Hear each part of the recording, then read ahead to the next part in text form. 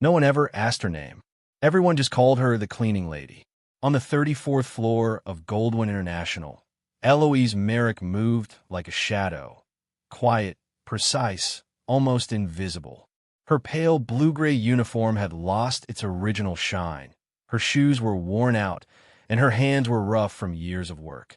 But it was her eyes that stood out, or rather, went unnoticed. Intense, yet trained not to make eye contact. To most, she was just a function. No one saw the woman. No one imagined the secret she carried. One that would, someday, change everything. During the executive team's hectic breakfast meetings, she came and went without being noticed. She collected coffee cups as if handling fine china, straightened chairs, and wiped fingerprint from the glass before anyone could complain. People ignored her like she was part of the furniture. Sometimes they even laughed when she passed. "Do you think she even understands what we're saying?" joked one analyst after making a rude comment in German. Eloise smiled quietly to herself.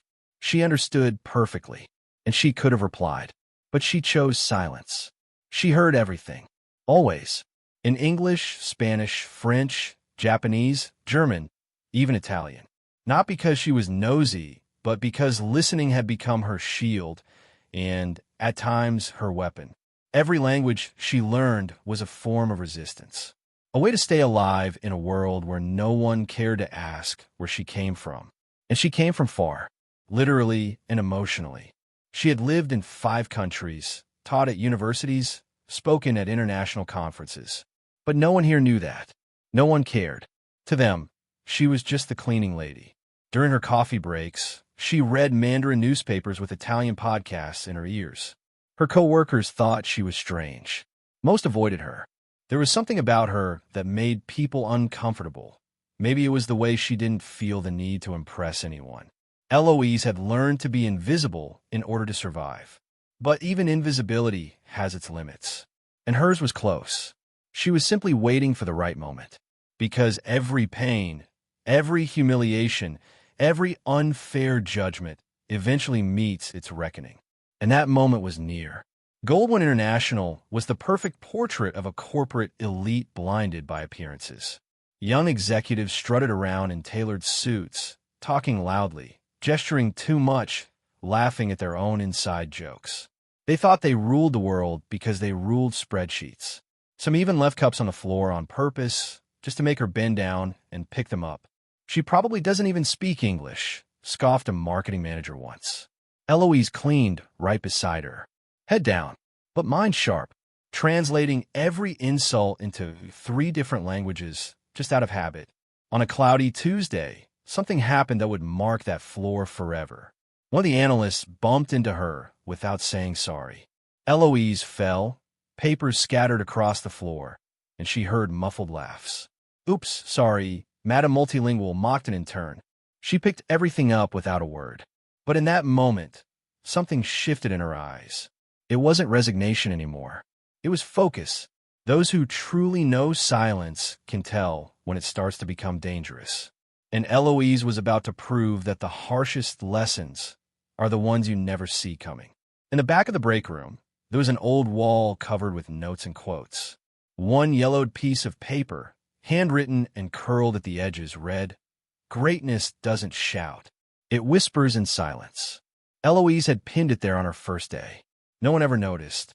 Maybe because no one ever really looked. They were too busy trying to impress the millionaires visiting the company. Little did they know that the most powerful millionaire to ever walk through that building once cried, listening to Eloise recite a Russian poem, years ago at a conference in Vienna. In the maintenance room, tucked between brooms and cleaning supplies, Eloise kept an old binder. Inside were copies of diplomas, letters of recommendation, and international certifications in 6 different languages. But she never displayed them. She stored them like sacred relics. Not out of shame, but by choice. They don't deserve to know. Not yet. She'd whisper to herself. There was something poetic about being underestimated. It was like watching a play where everyone else is on stage, but the real lead hasn't stepped into the spotlight. One night, while polishing the hallway floor, she overheard 2 executives arguing about the next day's meeting. If the translator doesn't show up, we're screwed with the Japanese investors, one of them said. The other laughed. Relax. Worst case, the cleaning lady translates. And they both cracked up. Eloise let out a quiet sigh, because without realizing it, that silly comment was the beginning of something much bigger. They had no idea that the woman who cleaned up their crumbs would soon make them swallow their own words. There was something in the air that week, a subtle tension, almost invisible but present, like the breeze before a storm. Eloise could feel it. Every gesture, every word, every condescending glance served as a reminder of where she stood and of who she really was. But what no one there realized was that fate sometimes writes its best chapters using the language of the overlooked. And the meeting that was coming wouldn't just change contracts. It would rewrite reputations. Because even the sharpest executive can stumble when he underestimates the right woman. It was one of those mornings already born out of tension. The air conditioning on the 34th floor felt colder than usual. There was coffee spilled on the counter, hurried footsteps, and phones ringing nonstop. The much-anticipated meeting with international investors was about to begin. Executives rushed back and forth, adjusting folders, slides, and briefings. The CEO, Carter Langford, barked orders. "Where's the translator? He was supposed to be here at 9 sharp," he yelled. But the man, hired for an outrageous fee, had vanished without a word.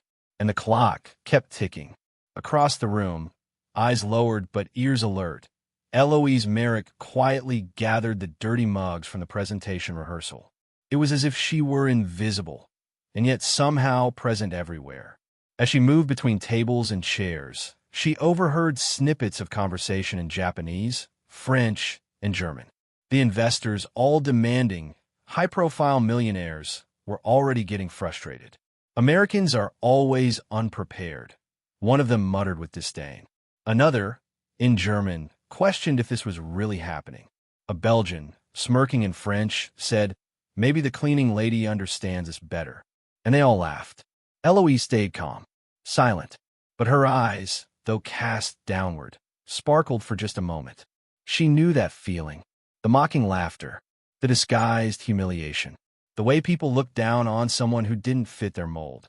It still stung, not like before, but as a memory, a healed wound that sometimes itched. And she understood, some lessons are only learned when life forces you. And what was about to unfold would be one of those lessons, the kind that nobody forgets. Carter was sweating. He tried pulling up a live translation app on his tablet, but the connection was shaky. "This is ridiculous," snapped the German investor. The Japanese executive gave him a stern glance. The atmosphere had turned hostile. The internal team, clearly embarrassed, whispered nervously among themselves. "Should we cancel?" One of them asked. "Canceling means losing money. We'll pretend we understand, laugh a little, and sign whatever they want," another replied.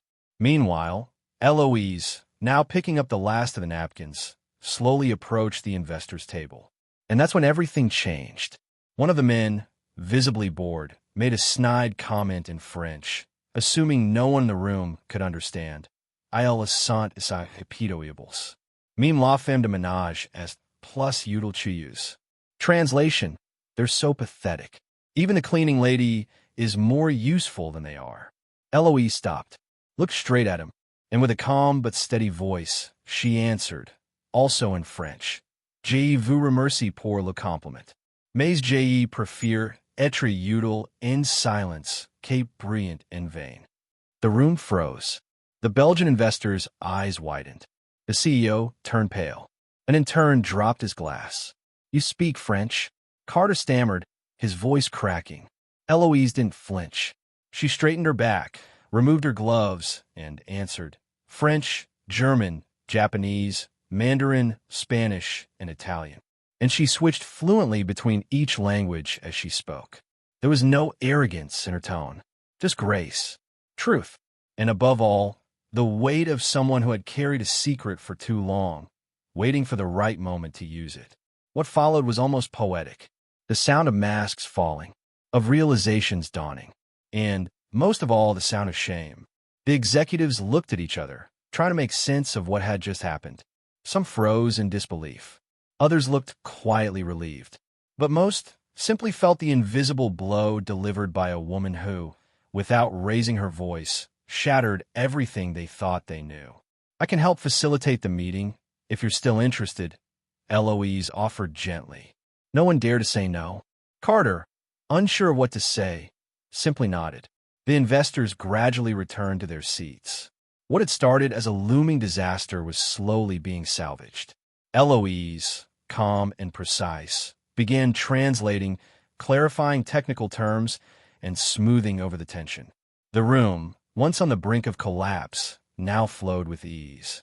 And it was all thanks to the woman who, just minutes before, had been picking up napkins from the floor. One businessman whispered to another, "I'll never underestimate someone in a uniform again." The other replied, "She saved this deal." Rumors started spreading through Goldwyn's hallways even before the meeting ended. "The cleaning lady speaks Japanese," said one. "She totally humiliated the CEO," exaggerated another. But none of them knew half the truth. No one knew what Eloise carried inside. No one knew the price of her silence. And most of all, no one had any idea what was coming next. The CEO was stunned. Never in his entire career had he been through something so unexpected or so humbling. The room, once full of tension and ego, was now led with elegance by a woman he had barely noticed. Eloise, standing tall and speaking with perfect clarity, turned chaos into harmony. She translated with the calm confidence of a master, explained technical terms with precision, and smiled kindly when someone misspoke. It was as if she'd always belonged there. And in a way she had. They just never saw it. During the first few minutes, the looks around the room were still filled with disbelief. One of the Japanese investors asked a complex question involving logistics and market terms. Eloise listened, thought for a moment, and responded clearly, in the original language. The man, surprised, smiled and gave a slight bow. That simple gesture, more powerful than any signed contract, was the validation everyone had been waiting for. It said everything. She wasn't just a cleaning lady anymore. She was the woman who had saved the deal. And now, they were all seeing it with their own eyes. Carter, once arrogant and impatient, could feel his face burning. It was as if every sentence spoken by Eloise rubbed in the lesson he'd refused to learn. The world doesn't revolve around job titles. He crossed his arms, pretending to stay focused, but inside he was boiling with shame. He looked around and saw his colleagues equally shaken. One whispered, "She speaks better than the official interpreter." Another replied, "How do we not know this?" And the answer was obvious, because no one ever cared to ask. Eloise, on the other hand, showed no pride. There was a calm grace in her every move, like someone who knew exactly where she stood. It felt as if she had waited a long time for that moment, not to get revenge, but to take her rightful place. With confidence, with dignity. At one point, she clarified a confusing part of the contract for the German investor, using a technical term that even impressed the lawyers. One of them, without realizing it, clapped softly. It was subtle, but meant everything. It was the kind of recognition no one had ever dared to give her before. Throughout the entire meeting, she showed mastery over subjects that, on paper, shouldn't belong to a cleaning lady. But they did, because behind the plain uniform was a woman with knowledge, experience, and education. And all of that came to the surface right then, without shouting, without speeches, without drama. Just pure competence. Eloise translated, explained, and clarified with such ease that the investors completely forgot how badly the meeting had started. The atmosphere had shifted, and it was all because of her. When one of the Belgian investors commented, "This was the most efficient negotiation I've seen in 5 years," Carter didn't know where to look. He glanced at Eloise, torn between gratitude and discomfort. He felt small, and he was, because in that moment, it became crystal clear. Having the CEO title didn't make him a leader. The true leader in that room, with elegance and command, was her. And everyone knew it. Back in the control room, company staff were watching the whole thing unfold, speechless. It was like watching a live movie, one with a plot twist no one saw coming. At the end of the meeting, the investors stood up satisfied. Some shook Carter's hand, but many turned directly to Eloise to thank her, some even with small bows. The older Japanese gentleman handed her his business card and said, "If you ever visit Kyoto, it would be an honor to host you." She smiled, thanked him in Japanese, and tucked the card away with care. Carter, stunned, tried to gather the pieces of his shattered authority. The meeting ended with applause, but everyone in the room knew exactly who had made a success. The employees on that floor, the same ones who used to barely say hello, started appearing at the side doors, peeking out with curiosity. Eloise walked past them like she always did, without showing off. But this time, their eyes were different. There was respect, admiration, surprise, and a trace of guilt. "We never realized who she was," whispered one assistant. But the truth was, she never hid. No one had cared to see. The real secret wasn't in her languages, her degrees, or her credentials. The secret was in her patience. A patience that endured, that kept quiet, that cleaned the same meeting room every single day, hearing mocking laughs, swallowing insults, ignoring jokes, and still never losing her composure. And now, in front of everyone, she had nothing left to prove. Her gaze at that moment said it all. "I've been here all along." And that was the look Carter couldn't bring himself to face. Because deep down, he knew he hadn't just lost respect. He'd lost the chance to recognize a giant before the world stood up to applaud her. But that story was far from over. What no one there knew, not even the satisfied investors, was that this moment wasn't the end of Eloise's journey. It was only the beginning. Because what was coming next would reveal much more than fluency in languages.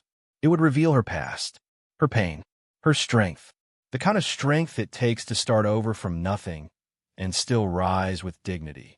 After the meeting, the hallways seemed to whisper her name, Eloise Merrick. People who once passed her without a word now try to figure out where she came from. Has she always known all that? They asked each other. The curious ones turned to HR.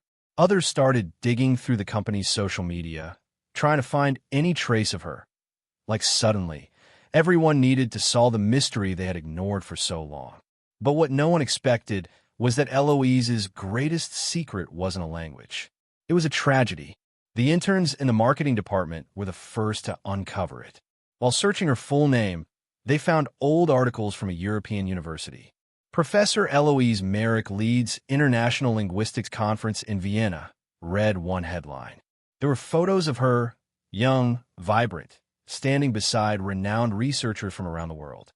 PhD in simultaneous translation from the University of Prague, with a specialization in Eastern phonetics. She'd published books, won awards. She was a respected figure. And then, out of nowhere, she disappeared. No one knew why, until another piece came to light. A short news piece from 2017. Professor loses husband and daughter in train accident in Czech Republic. The article was brief, but piercing. The photo showed her with red eyes and trembling hands, clutching a fallen doll. That Eloise was the same one wiping down the Goldwyn windows every morning. The shock was overwhelming. And as always happens when the truth knocks on the door, everyone felt the same thing. Guilt. Because they didn't know. Because they mocked. Because they judged without ever knowing the weight she carried. "She's been more than all of us here combined," murmured a manager, visibly shaken. The cleaning lady they barely knew that morning had now become something almost mythical. And the more they discovered, the smaller they felt. But Eloise stayed the same. She didn't walk differently. She didn't speak louder.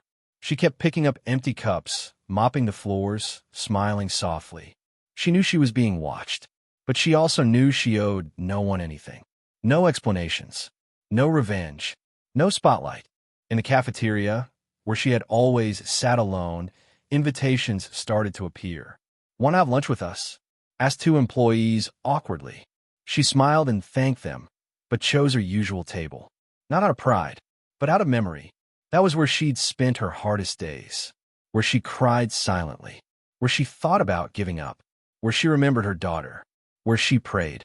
And it was right there, between plastic trays and distant voices, that she decided to start over, to learn to live with the pain, and to accept being underestimated if it meant staying on her feet. On a rainy night, Carter Langford went down to the supply room. No one understood why, but he was seen talking to the cleaning supervisor. Then, he knocked on the small staff break room door. Eloise was inside, folding towels. He walked in slowly. No suit, no expensive watch, no assistants. Just him and silence. He sat across from her, lowered his gaze, and said, "I came to apologize." It wasn't a PR move. It was human. For the first time, Carter spoke like someone who had truly learned a lesson, even if it came late. "I never asked where you were from. I never looked you in the eyes," he admitted. Eloise listened without interrupting, and even without knowing anything. "I judged you." She nodded. He continued, "You saved this company. You saved my name. But more than that, you showed me just how small I've been." Silence filled the room. She answered gently, "Sometimes it's on the ground that we learn how to rise. And the hardest cleaning is the one inside the soul." He smiled awkwardly, clearly moved. And in that moment, something really changed. The rumor spread quickly. The CEO had apologized to the cleaning lady. But what no one saw was the conversation that continued there for another hour. He asked about her daughter. She shared. He asked about her husband. She remembered. And when Carter asked why she never told anyone who she really was, Eloise answered with a phrase that would later be written on a mural in Goldwyn's main lobby.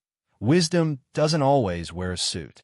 The phrase went viral, and without realizing it, the invisible woman became a symbol of humility, strength, and intelligence for an entire company. The next day, posters were placed inside the elevators with Eloise's picture and a public thank you message. But she didn't want a tribute or a celebration. She wanted respect, and little by little, she began to receive it. Because even when the truth finally comes to light, it takes time for the lesson to sink in. And that lesson was far from over. What was coming next would forever change Eloise's place in the company's story. 3 days after the historic meeting, Eloise showed up at work at the same time as always.